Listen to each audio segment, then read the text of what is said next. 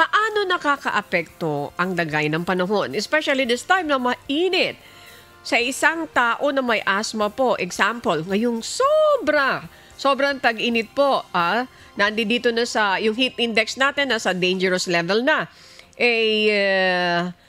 Ito po ba may tuturing na dangerous doon sa mga asthmatic na katulad ko? Pero ako naman, doktora, nagpapasalamat ako kahit na mainit, ay hindi ako, parang kaya kong suungin yung init na hindi ako matutulad nung mga nakaraan, na talagang hirap na hirap ako. Pero ngayon, kaya ko po. Wala akong masyadong attack. I do not know kung bakit po. Pero wala akong masyadong attack.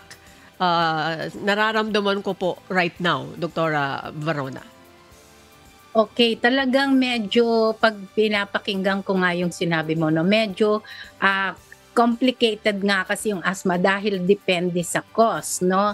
At ang isa ay yung tinatawag natin na hyperreactive airways. Parang yung mga strong scent, yung mga usok, o kaya yung exposure sa allergens, sa dust, sa pollen, pwedeng mag-trigger ng asthma. In fact, yun ngang nagda-dry yung daanan ng hininga, no? Yung laughter, yung nagtawanan, ano? Di ba may mga taong ganon, yung tawa siya ng tawa, tapos naghika na kasi na-dry yung daanan ng hininga. Yung iba naman sa lamig or sa panahon, pwedeng matrigger.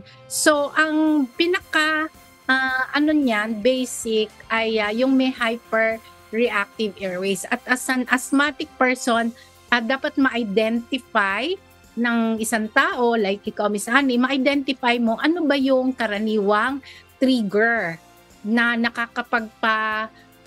attack ng asthma mo para beforehand, ma-avoid mo na yon.